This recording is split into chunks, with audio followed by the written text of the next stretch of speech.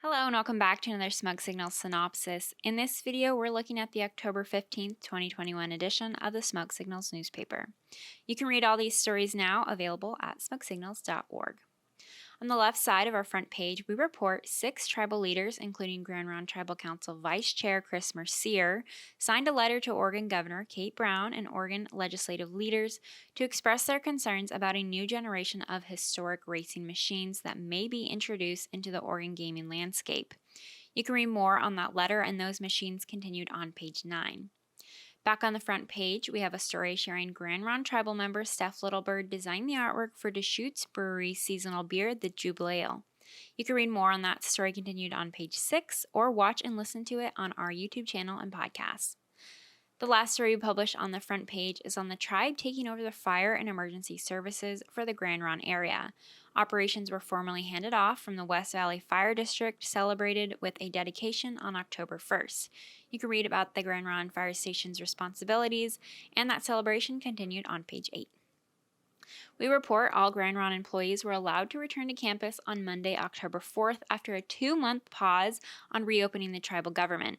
You can read more details on that reopening on page 3. On page 5, we have some meeting updates. First, we have a few details from this month's General Council meeting held October 3rd, where members were briefed on the Grand Ronde Tribe's investment portfolio. On the other side of that same page, Tribal Council approved forming a new limited liability company during their October 13th meeting. More on that decision and other meeting details on page 5. This was the first year the state of Oregon officially recognized Indigenous Peoples Day, and the Grand Ronde Tribe participated in a virtual celebration on Tuesday, October 12th. Approximately 200 people attended the remote event hosted by Clackamas County and Clackamas Community College. You can read more from that event on page 6. On page 7, we have several photos from the 4th annual Indigenous Peoples Day event held at Gary Frank Amphitheater in Riverfront Park in Salem on Monday, October 11th. Be sure to check those out. A tribal member is purchasing a farmer's insurance branch in Salem.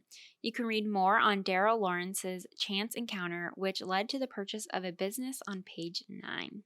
For our last story in the paper, we report high school graduation rates have decreased for Native American students in Willamina amid the COVID-19 pandemic.